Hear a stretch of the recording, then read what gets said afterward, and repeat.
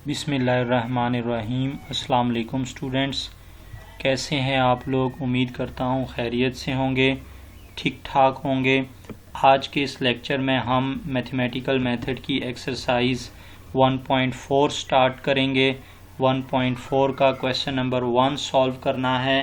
Prove that, इसका first part है log iota is equal to pi by 2 iota। log iota is equal to pi by 2 iota। अब student, इस पूरे question number 1 को solve करने के लिए हमें एक फॉर्मूला याद रखना पड़ेगा जो कि लॉगरिथमिक फॉर्म ऑफ z है, logarithmic form of complex number.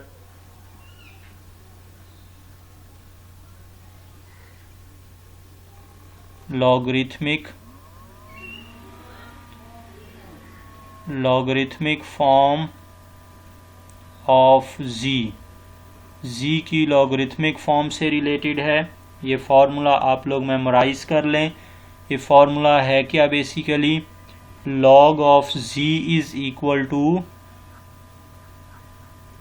किसी भी कॉम्प्लेक्स नंबर का log इक्वल होता है natural log of mod of z और plus iota argument of z। और इसको आप ऐसे भी लिख सकते हैं log of z is equal to log of r plus iota theta. ये इसकी मुख्तसरन फॉर्म है। ये फार्मूला आप लोगों को आना चाहिए। हमारा पूरा क्वेश्चन नंबर 1 इसी formula logarithmic form of z पर डिपेंड कर रहा है। तो अब इस फर्स्ट पार्ट में स्टूडेंट हमने log आयोटा को शो करना है, that is equal to pi by 2 iota. तो बिल्कुल हमने इसकी left hand side log iota को कंसीडर कर लेना है और उसकी यही फॉर्म हम कैलकुलेट कर लेंगे तो हमारे पास पाई बाई 2 आयोटा ऑटोमेटिकली आ जाएगा। तो अब स्टूडेंट हमने क्या करना है, ये फार्मूला हम जानते हैं। हम सपोज कर लेते हैं चूंकि ये log आयोटा है और ये फार्मूला log z है, इसका मतलब आयोटा आपका किसके इक्वल हो जाएगा? z के इक्वल हो जाएगा। तो let z is equal to iota. और अब ये फॉर्म कैलकुलेट करने के लिए, यानी कि z का log कैलकुलेट करने के लिए, यानी कि आयोटा का log कैलकुलेट करने के लिए हमें दो रिक्वायरमेंट चाहिए। एक तो r फाइंड आउट करना और second one argument theta find out करना। और हमेशा हम इन क्वेश्चंस में स्टूडेंट प्रिंसिपल आर्गुमेंट की बात करेंगे। हमने प्रिंसिपल आर्गुमेंट कैलकुलेट करते जाना है। प्रिंसिपल आर्गुमेंट, ये दो रिक्वायरमेंट हमने फुलफिल करनी है और इस फॉर्मूला में लगाते जाएंगे तो हमारे पास अपनी रिक्वायरमेंट फुलफिल होती जाएगी। अब z is equal to iota given है, हमें चाहिए r किसके इक्वल होता है? मॉड ऑफ z के। और मॉड ऑफ z का फॉर्मूला क्या है स्टूडेंट? रियल पार्ट का स्क्वायर प्लस इमेजिनरी पार्ट का स्क्वायर।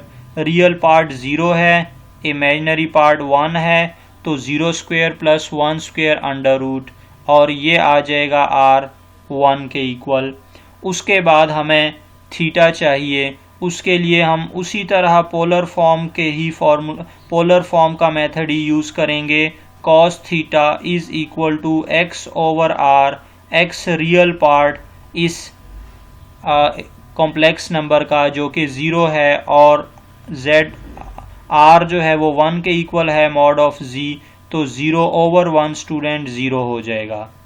फिर साइन थीटा चाहिए और साइन थीटा कितना हो जाएगा? y over r।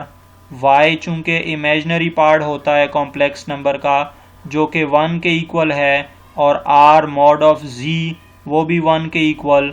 तो इस केस में हमारे पास ये 0 और 1 वैल्यूज़ आ गई cos थीटा और sin थीटा की। तो आप स्टूडेंट यहाँ से अंदाज़ा लगा सकते हैं इस पॉइंट z को ही प्लॉट करके या आप cos थीटा और sin थीटा को ही प्लॉट करके आप अंदाज़ा लगा सकते हैं, या आप यहाँ से डायरेक्ट भी जो है वो बता सकते हैं कि थीटा क्या है, किस एंगल के ऊपर cos 0 होता है और किस एंगल के ऊपर sin 1 होता है, दैट इज़ इक्वल टू π/2। तो यहाँ से हमारे पास थीटा क्या आ जाएगा स्टूडेंट, π/2 आ जाएगा। और फिर आप लोगों को मालूम है कि प्रिंसिपल आर्गूमेंट की जो रेंज है दैट इज़ -π/2 से π/2 तक होती है। तो इसका मतलब हमारा ये जो एंगल है ये लाई कर रहा है प्रिंसिपल आर्गूमेंट में ही, तो इसलिए हमने इसको थीटा इज इक्वल टू π/2 ही लिखा।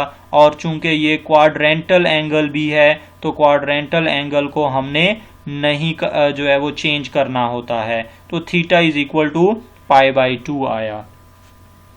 अब स्टूडेंट ये r और थीटा की वैल्यू इस फॉर्मूला में लगा देंगे। Now using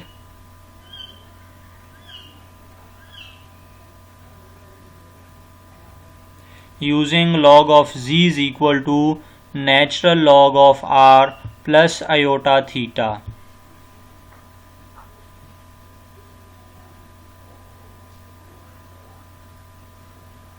log of z is equal to natural log of r plus iota theta।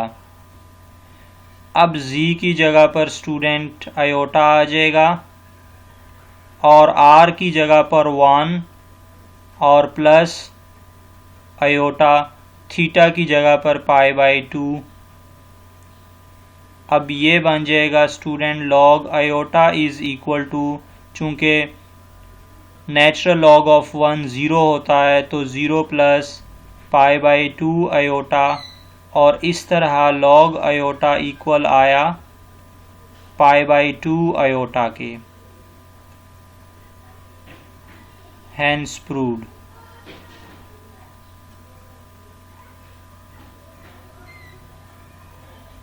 Next इसका second part, log of -5 is equal to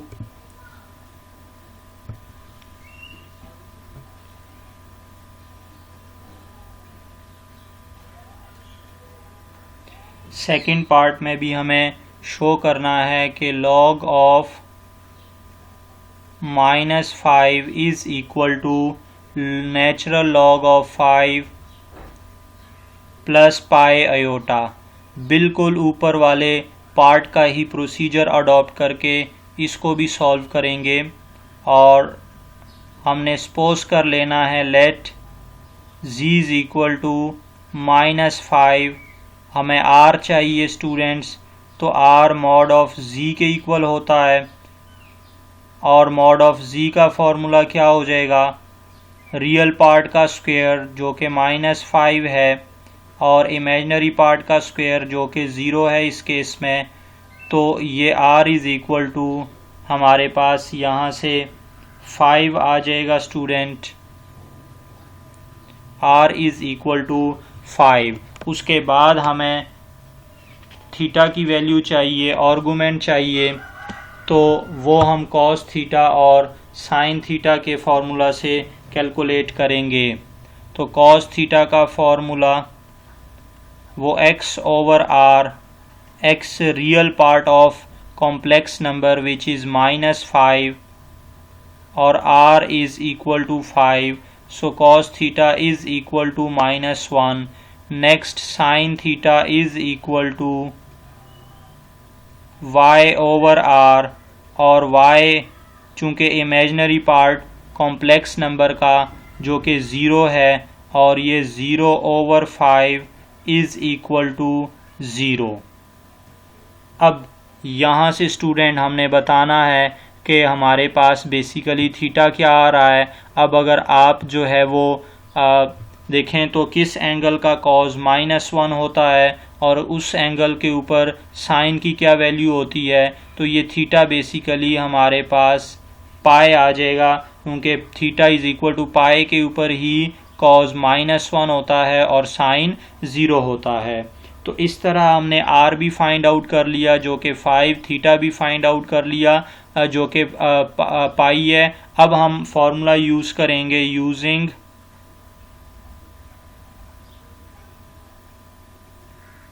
log of z is equal to natural log of r plus iota theta. इसमें values लगा देते हैं। log of z student, z हमारा -5 है, r जो है वो 5 आया और थीटा पाई आया, तो ये बन जाएगा log of -5 is equal to natural log of 5 और प्लस आयोटा थीटा की जगह पर पाई लिखा। तो इस तरह स्टूडेंट log of -5 इक्वल आया,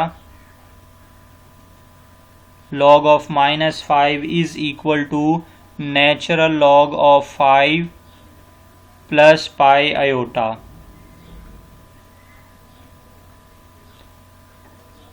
हैंस प्रूव्ड।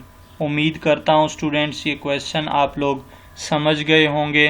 अगर इसमें कोई कन्फ्यूजन होती है तो आप मुझे कांटेक्ट कर सकते हैं, कमेंट बॉक्स में मुझे अपनी प्रॉब्लम बता सकते हैं। और अगर ये वीडियो पसंद आई है तो हमारे चैनल को लाइक करें, सब्सक्राइब करें, शेयर करें, दोस्तों के साथ भी शेयर करें और घंटी का बटन भी ज़रूर दबा दें। अल्लाह हाफिज़।